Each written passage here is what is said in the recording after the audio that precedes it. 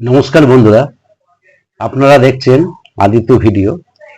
কালকে একটি খবর শুনলাম যে মাননীয় অর্থমন্ত্রী স্বপন দাশগুপ্ত ও মাননীয় মুখ্যমন্ত্রী শুভেন্দু অধিকারী মহাশয় বাজেটে বললেন যে কলকাতার সমস্ত স্কুলে মিড ডে মিল ইসকনকে দেওয়া হবে, তার দায়িত্বটা।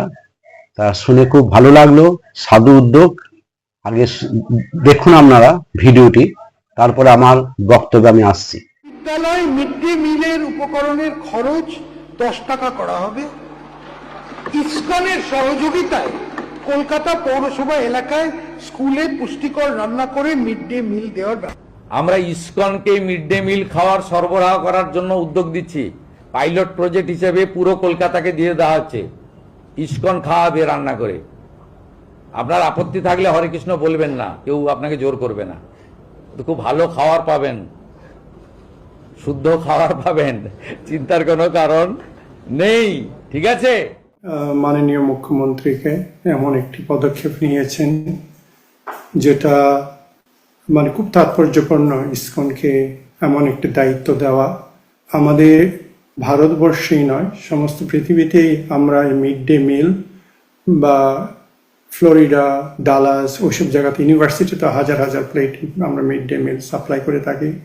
আর এমনি আমাদের কোভিডের সময় বা বিভিন্ন দুর্যোগের সময় বড় বড় গভর্নমেন্ট অফিসার, গঙ্গাসাগর মেলা, সেখানে আমাদের সব জায়গায় আমাদের এই প্রসাদের একটা সুখ্যাতি রয়েছে, আমরা সেটা মেনটেন করি।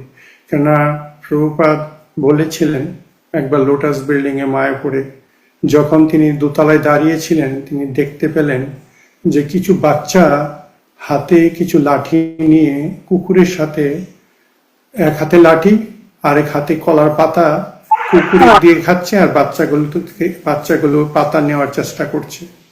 প্রভুপাদ, ইসকনের যে ফাউন্ডার প্রভুপাদ, তিনি এই দৃশ্য দেখে চোখে জল রাখতে পারলেন না, কেঁদে দিলেন। তিনি তার এক লিডার জয়পাত গোস্বামী গুরু মহারাজ, তখনকার যিনি লিডার ছিলেন, নেতৃত্ব দিয়েছিলেন, ওনাকে বলেছিলেন যে 12 কিলোমিটারের মধ্যে ইসকনের কোনো মন্দিরে 12 কিলোমিটারের মধ্যে যেন কেউ অভুক্ত না থাকে। তো আজকের এই যে 50 বছর আগের প্রভুপাদের দেওয়া নির্দেশ, আজকে সরকার এমন একটি পদক্ষেপ ইসকনের মধ্যে যে দায়িত্বটা দিল, এটা কি বলবো, একটা সত্যি একটা আনন্দের ব্যাপার। কেননা শিশুরা বেড়ে উঠে, তারা যদি পবিত্র খাবার পায়, শেষ করে প্রসাদের সর্বদুঃখানাম হানিরিস উপজায়তে, ভগবদ্গীতা কৃষ্ণ বলেছেন যে প্রসাদের দ্বারা মানুষের সর্ব দুঃখ দূর হয়, মন শান্ত হয়, স্থির হয়। তাই ইসকনে কার্যক্রমে এটা গুরুত্বপূর্ণ বিষয়, এই প্রসাদ বা স্যাংটিফাই ফুড। তো পশ্চিমবাংলায় আমরা এটা কিছু করতে পারিনি, যেহেতু আমাদের সেরকম সরকারের সহযোগিতা ছিল না।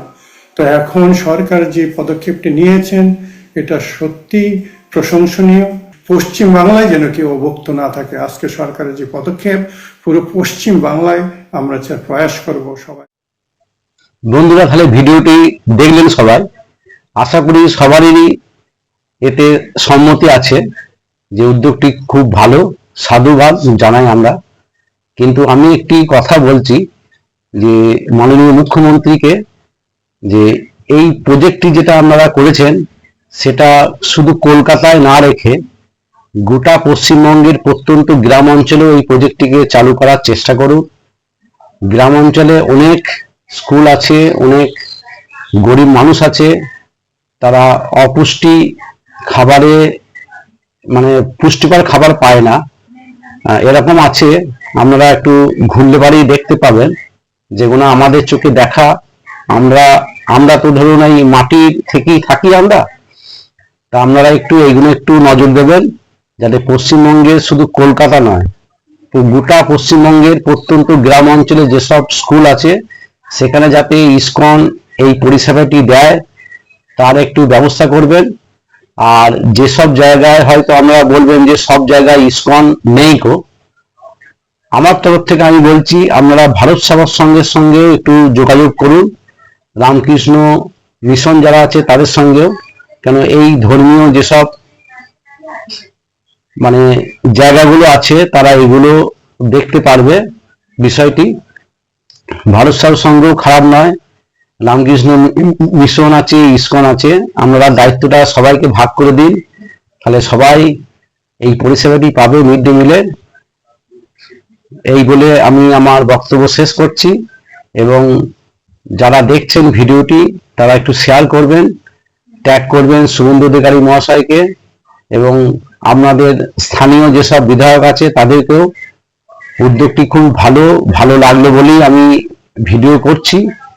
সেই সঙ্গে জানাচ্ছি যে গোটা পশ্চিমবঙ্গের প্রত্যন্ত গ্রামগুলি যেন এই পরিষেবা থেকে বঞ্চিত না হয়। অনেক অনেক ধন্যবাদ, নমস্কার।